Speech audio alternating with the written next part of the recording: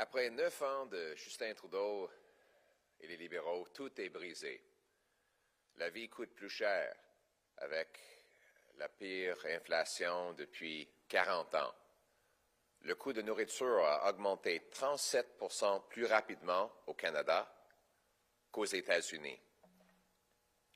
Et c'est consistant avec l'application des taxes et les déficits inflationnistes de Justin Trudeau et des libéraux. Le coût de logement a doublé et a augmenté plus rapidement que parmi tous les pays du G7. Maintenant, 80% des Canadiens croient que l'accès à la propriété n'est juste pour des très, très riches. L'écart entre les riches et les pauvres est le plus grand enregistré par Statistique Canada depuis 1999. Et notre poids par rapport aux États-Unis a diminué massivement. Dans les 14 premiers ans de la 21e siècle, on a eu plus d'investissements des Américains qu'ils ne l'ont eu de nous autres. Depuis 2015, par contre, il y a 500 milliards de dollars nets qui a fui notre pays pour aller investir aux États-Unis. Maintenant, il y a 9 ans, le revenu personnel moyen était égal au Canada par rapport aux États-Unis. Et maintenant, le PIB par capita, soit disons le revenu par personne, est 22 000 $ de plus aux États-Unis qu'au Canada. Et on voit les menaces qui augmentent à notre sécurité. Comme j'ai dit, tout est brisé. Et Justin Trudeau a perdu le contrôle. Il est un chef faible. Il a perdu le contrôle des dépenses, il a perdu le contrôle de l'immigration et il a perdu le contrôle de la frontière. La frontière est certainement brisée. Regardons les faits. Selon les documents du gouvernement fédéral, juste 500 000 personnes sont au Canada de manière illégale. Les saisies de doses de fentanyl par la patrouille frontalière américaine à la frontière entre les États-Unis et le Canada ont plus que triplé entre 2023 et 2024. Au cours des 12 mois précédents, septembre 2024, la patrouille frontalière américaine a saisi 11 600 livres de drogue entrant aux États-Unis en provenance du Canada. En 2024, les gardes frontalières américains ont arrêté 10 fois plus de personnes traversant vers le sud depuis le Canada qu'en 2022. Chaque jour, 2 milliards de dollars de marchandises traversent physiquement la frontière entre les deux pays. Donc, c'est une relation qu'il faut préserver. Le Service canadien de renseignement de sécurité identifié, et je cite maintenant, 350 groupes de crimes organisés activement impliqués dans le marché intérieur du fentanyl illégal, selon Blacklock et d'autres journalistes, d'après une demande de l'accès à l'information. Donc, nos services à renseignement ont averti notre premier ministre en janvier, presque il y a un an, qu'il y a 350 groupes criminels qui produisent le fentanyl. Et que fait le premier ministre? Il continue de voter pour la légalisation de fentanyl. Depuis que Trudeau a pris son poste de premier ministre, le nombre de rencontres de la patrouille frontalière américaine avec des personnes tentant d'entrer illégalement aux États-Unis depuis le Canada a augmenté de 632 %. Rien qu'au cours des 10 premiers mois de 2024, le patrouille frontalière américain a intercepté plus de 21 000 personnes traversant illégalement de notre frontière. Et on sait, pas juste la frontière. Le fentanyl tue notre monde. On a perdu 47 000 personnes aux surdoses au Canada. C'est plus qu'on a perdu pendant la Deuxième Guerre mondiale.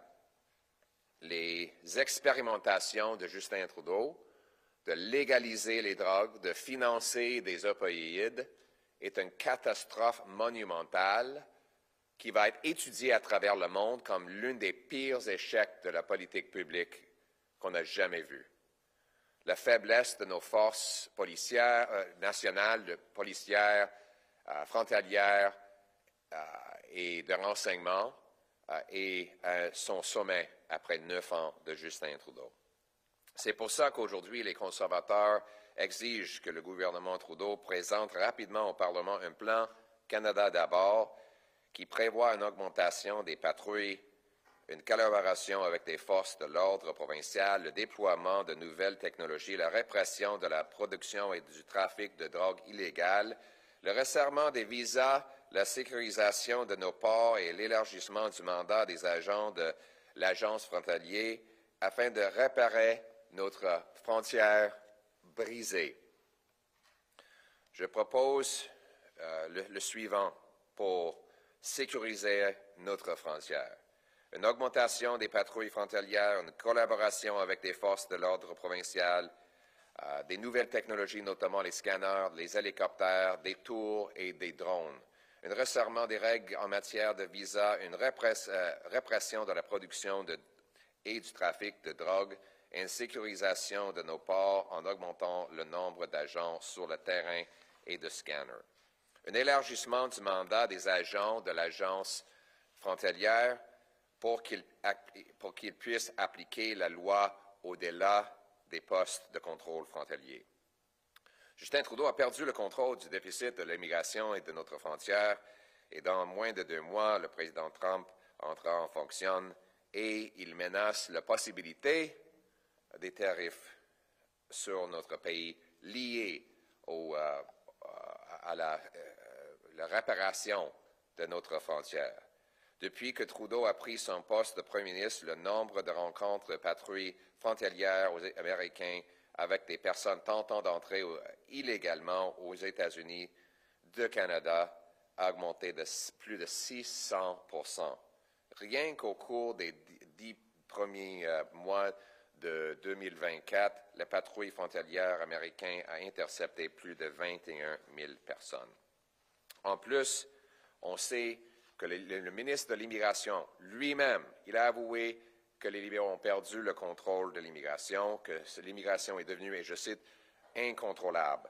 Il a également admis avoir permis à 2 terroristes de l'État islamique d'entrer dans notre pays. Le gouvernement néo-démocrate libéral s'est contenté de regarder l'arrière du nombre de demandes d'asile d'entrée en flèche, passant de 10 000 à plus de 250 000, 25 fois plus élevé le nombre de gens qui sont ici, disons qu'ils sont réfugiés.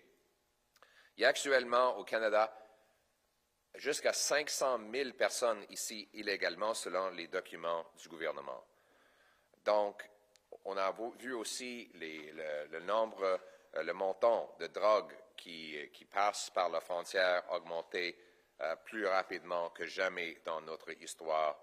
Et ça menace les vies des Canadiens et les vies des Américains.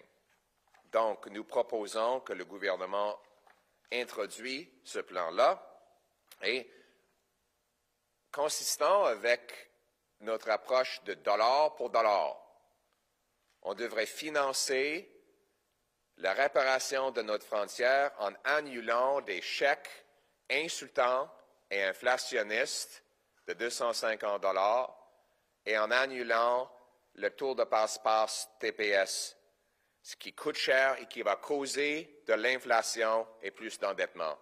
On doit être responsable et non pas électoraliste. On doit mettre le Canada d'abord. Ça veut dire annuler les dépenses de gaspillage. Ça veut dire couper aussi dans les consultants qui gaspillent notre argent et mettre l'argent dans les patrouilles et des services à la frontière. C'est comme ça qu'on va pouvoir financer ça sans ajouter à notre déficit qui est déjà hors de contrôle. En plus, les conservateurs engagent de permettre l'adoption d'une telle proposition, à moins que ce n'est pas attaché aux autres dépenses scandaleuses qui gaspillent de l'argent, et à moins que ce soit un vrai plan pour protéger et réparer la frontière que Justin Trudeau a brisée. Le Canada doit protéger ses propres citoyens. Nous devons mettre notre pays d'abord. Nous devons être responsables. C'est ce que nous aurons. Mon but et ma raison d'être, c'est de réparer ce que Trudeau a brisé et réinstaurer la promesse du Canada, c'est-à-dire que chaque personne qui travaille fort devrait avoir un grand chèque de paie et pension qui permettent d'acheter de nourriture et de logement dans des communautés sécuritaires. Tout ça, ça prend des frontières. Tout ça prend une bonne relation avec nos amis américains et c'est ce que nous allons livrer.